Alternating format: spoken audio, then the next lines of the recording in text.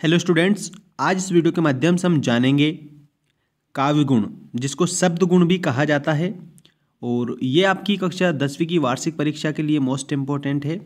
और प्रश्न जो पूछे जाएंगे उन प्रश्नों के आधार पर ही मैंने बताया है, ब्लूप्रिंट के आधार पर आपको मैं आज ये प्रश्न का उत्तर बताऊंगा। और ये मोस्ट इम्पोर्टेंट है दोस्तों, परीक्षा में आपको देखने को मिल सकता है।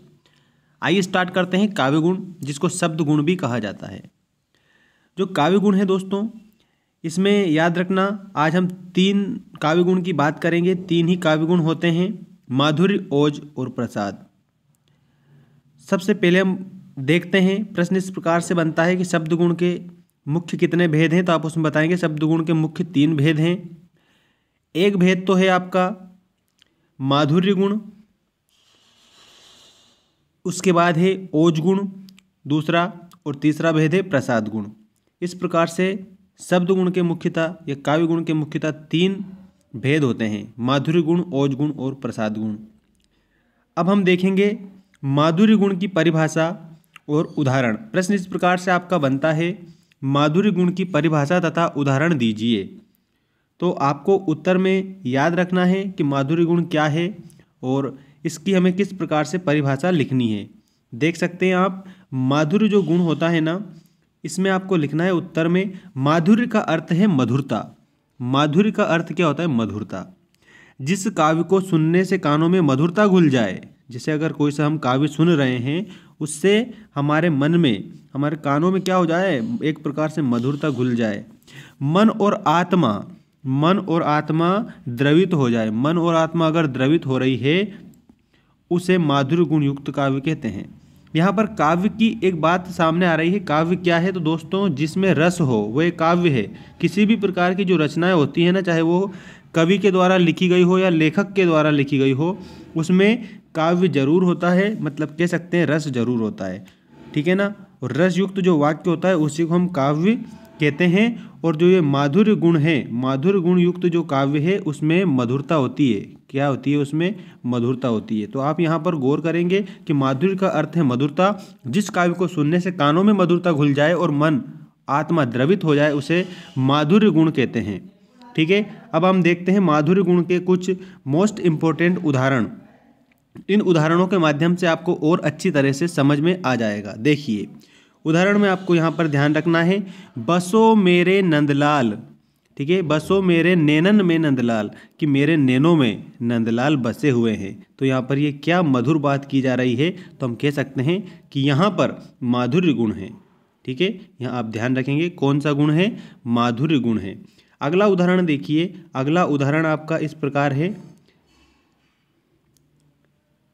हे खग हे मृग हे मधुकर श्रेणी, तुम देखी सीता मृगनैनी।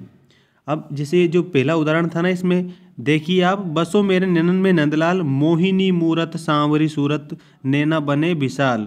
ठीक है, तो इस प्रकार से ही जो भगवान राम हैं, वो जैसे मान लीजिए अयोध्या से वो गए थे ना, तो सीता हरण हो गया था। ठीक है, तो सीता हरण के समय जब वो जा रहे थे जंगल में, तो सभी से वो पूछ रहे थे कि हे खग हे मृग हे मधुकर श्रेणी, कि हे पक्षियों, हे हिरणों, हे मधुकर। मधुकर मतलब होता है भौरा, कि हे भौरों के झुंड, आप मुझे बताइए कि क्या आपने सीता को कहीं देखा है।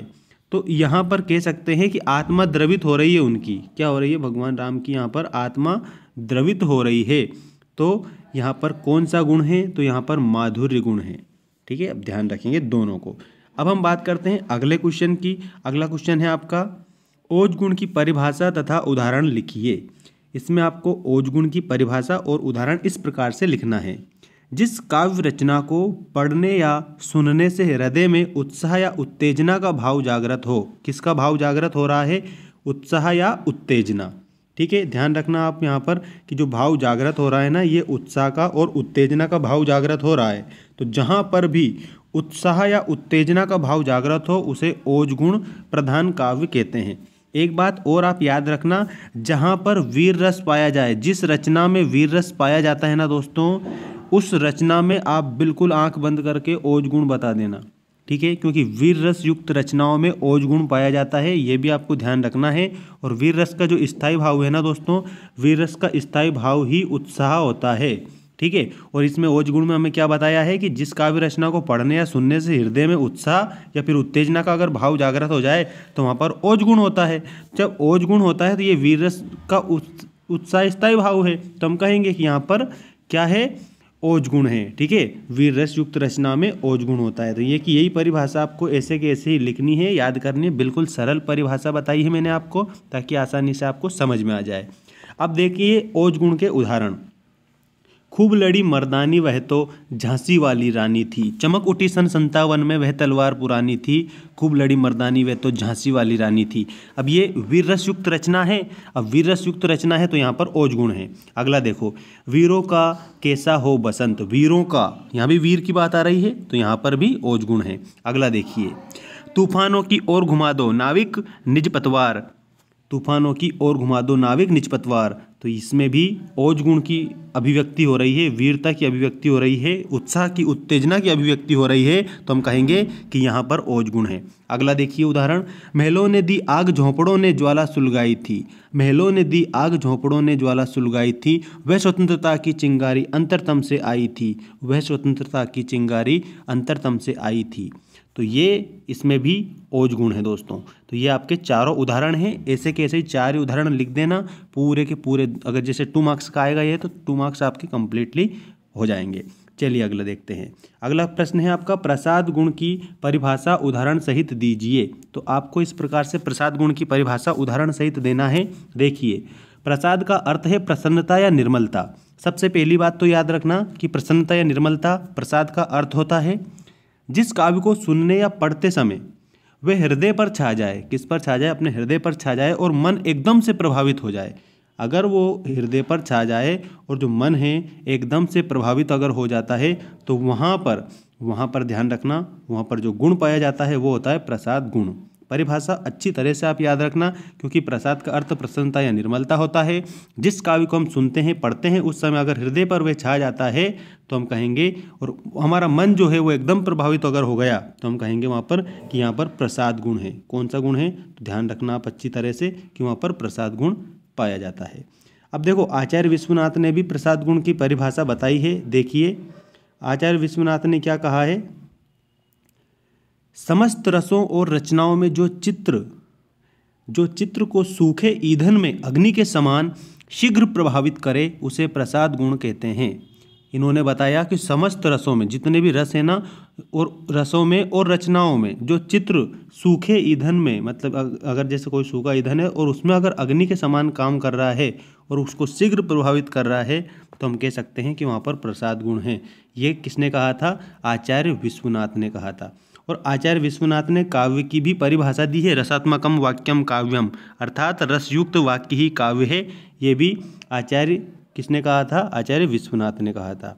ठीक है ना, तो ये आप अच्छे से ध्यान रखेंगे। अब हम देखेंगे इनके उदाहरण में क्या है। प्रसाद गुण के उदाहरण देखिए, हे प्रभु आनंद दाता ज्ञान हमको दीजिए, शीघ्र सारे दुर्गुणों को दूर हमसे कीजिए।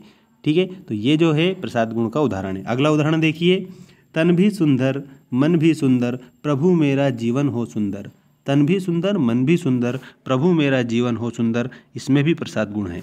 अगला देखिए, आशीषों का आंचल भरकर प्यारे बच्चों लाई हूँ, युग जननी में भारत माता द्वार तुम्हारे आई हूँ। आशीषों का आंचल भरकर प्यारे बच्चों लाई हूँ, युग जननी में भारत माता द्वार तुम्हारे आई हूँ। इन सभी में क्या है, प्रसाद गुण है, क्योंकि इसमें प्रसन्नता और निर्मलता की भावना झलक रही है। इन तीनों उदाहरण में प्रसन्नता और निर्मलता पाई जा रही है। निर्मल, बिल्कुल निर्मल है ये। ठीक है, प्रसन्नता का भाव झलक रहा है, इसलिए हम इसमें कहेंगे कि ये प्रसाद गुण है। मैं उम्मीद करता हूँ कि आपको तीनों गुण, माधुर्य गुण, ओज गुण और प्रसाद गुण, अगर प्रश्न बना कि काव्य गुण कितने प्रकार के होते हैं तो आप बताएंगे काव्य गुण 3 प्रकार के होते हैं।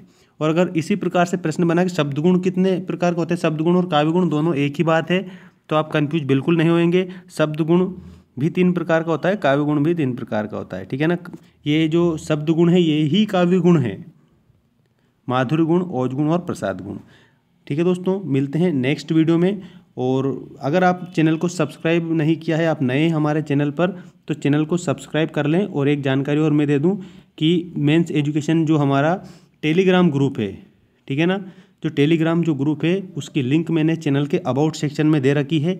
आप ऐसा करिए, चैनल के अबाउट सेक्शन में जैसे ही टेलीग्राम लिंक पर क्लिक करेंगे तो वहाँ पर आप टेलीग्राम चैनल प्राप्त कर लेंगे और उससे आप ज्वाइन हो जाना। ज्वाइन हो जाओगे तो आपको PDF वगैरह मिलती रहेगी, ताकि आप उसमें से भी डायरेक्टली कंप्लीट कर सकते हो। और ये जो PDF है मैं अपलोड कर दूंगा। इसके पहले मैंने जीवन परिचय बताया था।